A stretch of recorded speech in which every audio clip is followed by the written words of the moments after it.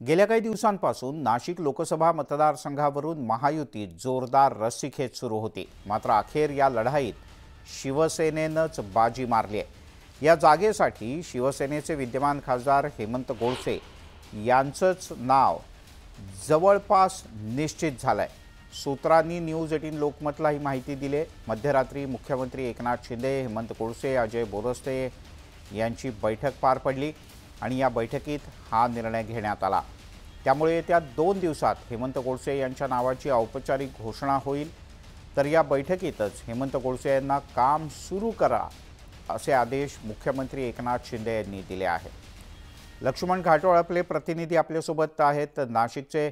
लक्ष्मण, काय अपडेट? खरं तर नाशिक लोकसभेच्या जागेचा तिढा जो आहे तो महायुतीच्या बाबत मोठ्या प्रमाणात वाढल्याचं आपल्याला पाहायला मिळालं होतं।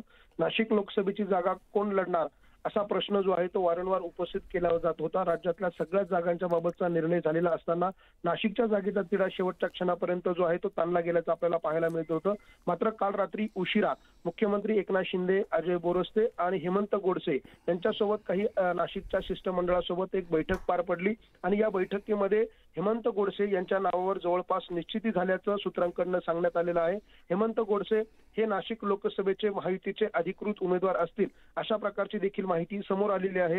येत्या 2 दिवसांनंतर मुख्यमंत्री एकनाथ शिंदे, उपमुख्यमंत्री अजित पवार, उपमुख्यमंत्री देवेंद्र फडणवीस हे एकत्रितरित्या बैठक घेऊन या नावावरती अधिकृत घोषणा जी आहे ती महायुतीकडनं केली जाईल। मात्र आता जी माहिती समोर आलेली आहे त्या माहितीनुसार नाशिक लोकसभेसाठी महायुतीकडनं हेमंत गोडसे यांचं नाव जे आहे ते जवळपास निश्चित झालेलं आहे आणि हेमंत गोडसे आणि त्यांच्याबरोबर आलेल्या शिष्टमंडळाला देखील मुख्यमंत्री एकनाथ शिंदे यांनी सांगितलेलं आहे की नाशिक लोकसभेची जागा जी आहे त्या ठिकाणी शिवसेनेचाच खासदार व्हायला हवा, त्यासाठी आपण सगळ्यांनी ताकदीने कामाला लागा अशा प्रकारचे आदेश दिलेले आहेत।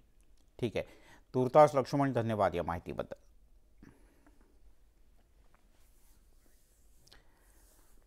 शिवसेना ठाकरे गटाचे उमेदवार ओमराजे निंबाळकर आणि राष्ट्रवादीच्या उमेदवार अर्चना पाटील यांना आचारसंहिता भंगाच्या नोटिसीनंतर आता निवडणूक आयोग ॲक्शन मोडवर आलाय।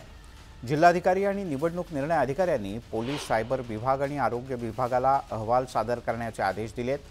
तेरणा ट्रस्टच्या रुग्णालयात महात्मा फुले जनआरोग्य योजनेअंतर्गत झालेल्या उपचाराची माहिती आणि स्वयंस्पष्ट अहवाल सादर करण्याचे जिल्हा शल्यचिकित्सकांना आदेश देण्यात आले आहेत।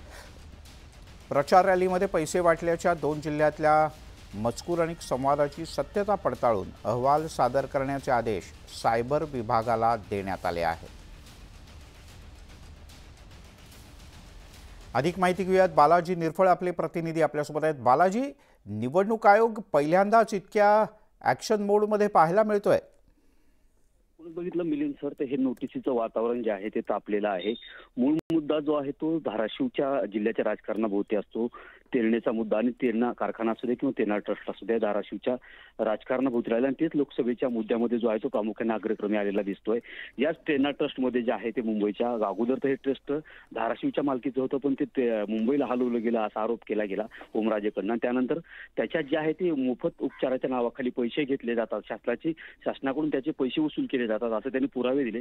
त्यानंतर जे आहे ते राजकारण पेटलं, त्यालाही उत्तर देत राणा पाटील यांनी पत्रकार परिषद घेत जे आहे ते निवडणूक विभागात त्याच्या विरोधात यांनी तक्रार दाखल केली आणि त्या तक्रारीची दखल घेत ओमराजे यांना निवडणूक विभागाने नोटीस देखील काढली।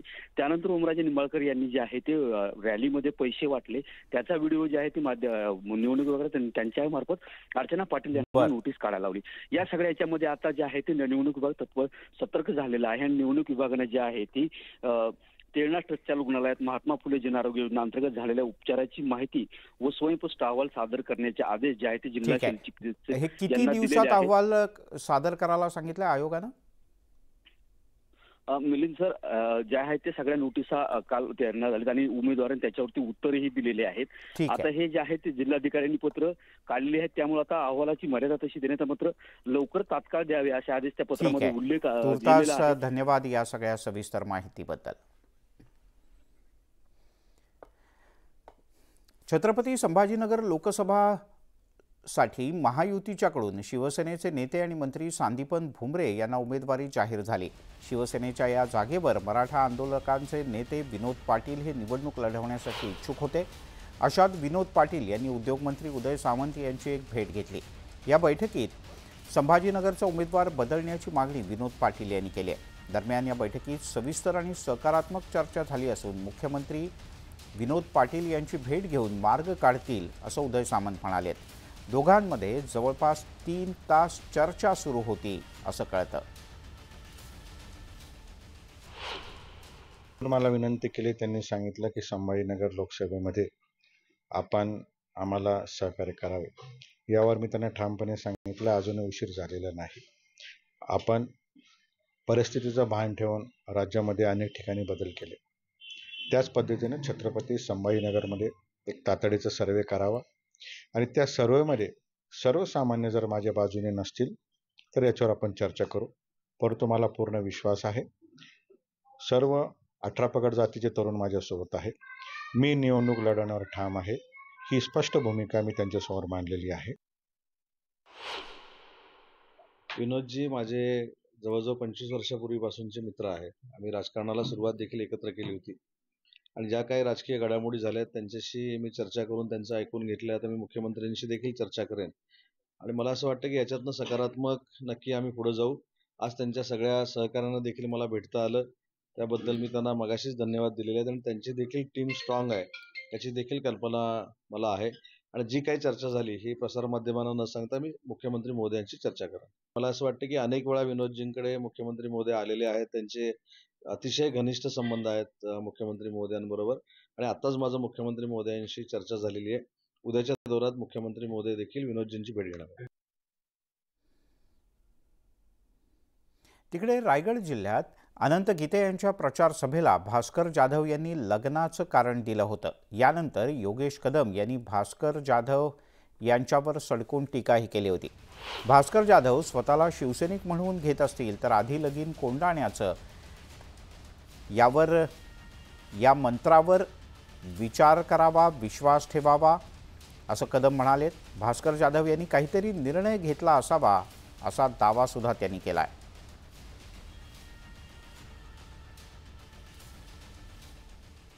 भास्कर जाधव हे जर का स्वतःला शिवसैनिक म्हणून घेत असतील तर आधी लगीन कोंढाण्याचं ह्या विचारमंत्रावर आम्ही विश्वास ठेवणारे आहोत आणि जर का त्यांच्या उमेदवाराचा प्रचार करण्याच्या ऐवजी त्यांना जर का घरात लग्न महत्त्वाचं वाटत असेल तर मला वाटतं त्यांनी त्यांचा निर्णय घेतलेला असावा आणि म्हणून गुहागर मतदारसंघ हा एकमेव मतदारसंघ जिथे उबाडाचे आमदार आहेत ते भास्करजी जाधव देखील जर का त्यांच्या प्रचाराला उतरलेले नसतील म्हणजे गीतेंचा रत्नागिरी जिल्ह्यामध्ये देखील त्यांना लीड मिळणार नाही।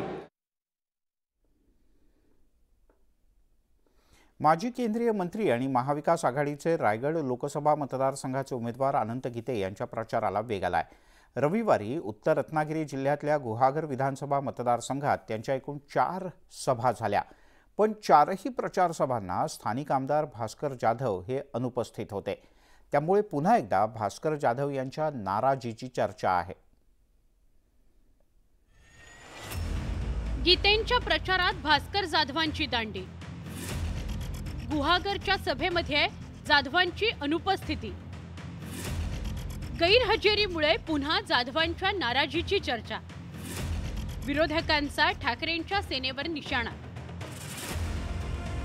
रायगड लोकसभा मतदारसंघातून ठाकरेंच्या शिवसेनेचे नेते आणि माजी केंद्रीय मंत्री अनंत गीते निवडणुकीच्या रिंगणात उतरले। गीतेंनी उत्तर रत्नागिरी जिल्ह्यातल्या आणि रायगड लोकसभा मतदारसंघात समाविष्ट असलेल्या गुहागर आणि दापोली या विधानसभा मतदारसंघांमध्ये 4 सभा घेतल्या। त्यातील 2 प्रचार सभा या गुहागर तालुक्यात होत्या तर 2 प्रचार सभा खेड तालुक्यात होत्या। शेवटची सभा ही दापोली विधानसभा मतदारसंघात समाविष्ट असलेल्या खेड शहरामध्ये झाली। महाविकास आघाडीच्या या सगळ्या सभांना चांगला प्रतिसाद मिळाला, मात्र या 4ही सभांपैकी एकाही सभेला भास्कर जाधव उपस्थित राहिले नाहीत। या मुद्द्यावरून आता विरोधकांनी ठाकरेंच्या सेनेला लक्ष केल्याचं बघायला मिळत आहे। महाविकास आघाडीने सभा घेतल्या त्याला एकालाही भास्कर जाधव आले नाही, कसं पाहता तुम्ही याकडे? त्याला मला असं वाटतं ज्येष्ठ नेते भास्कर जाधव त्या ठिकाणी उत्तर देतील। विरोधकांनी गैरहजेरीवरून आरोप करत पुन्हा एकदा भास्कर जाधवांच्या नाराजीची चर्चा सुरू केली आहे, पण शिवसेना उद्धव बाळासाहेब ठाकरे पक्षानं आणि स्वतः भास्कर जाधवांनी देखील ही चर्चा फेटाळून लावली आहे। घरात सख्या पुतण्याचं लग्न असल्यामुळे गीतेंच्या प्रचाराला भास्कर जाधव उपस्थित राहू शकले नाहीत असं ठाकरे गटानं स्पष्ट केलंय। एखाद्या कार्यक्रमाला गेले नसेल म्हणून प्रचारात नाही असं म्हणणं काही योग्य नाही. भास्करराव जाधव एक मोठं नेतृत्व शिवसेनेचं आहे. सगळी यंत्रणा, त्यांचे चिरंजीव, त्यांचा मुलगा या सगळ्या यंत्रणेमध्ये आहे. शिवसेनेचा प्रचार अतिशय हिरिरीनं ते करत आहेत. रायगडचे उद्धव ठाकरेंच्या शिवसेनेचे उमेदवार असलेल्या अनंत गीतेंनी नाराजीचा दावा फेटाळून लावला. नाही, नेमकं काय नाहीये, नेमकं पण आणि आणखीन काय नाही. आज त्यांच्या घरचं कोणातरी लग्न आहे आणि त्या लग्नाच्या निमित्तानं त्या उपस्थित नव्हते. कौटुंबिक लग्नाच्या निमित्तानं भास्कर जाधव यांना ठाकरेंनी विदर्भ मराठवाड्याची जबाबदारी दिल्यानं ते रविवारी मध्यरात्रीच मुंबईकडे रवाना झाल्याची माहिती जाधवांच्या निकटवर्तीयांनी दिली आहे. पण महाराष्ट्राचा दौरा करणारे जाधव स्वतःच्या मतदारसंघातच अनुपस्थित राहिल्यानं त्यांची अनुपस्थिती चर्चेचा विषय बनल्याचं बघायला मिळत आहे. आता ही चर्चा थांबते की वाढते याकडे अवघ्या कोकणाचं लक्ष लागलंय. Bureau report, news 18 Lokmat.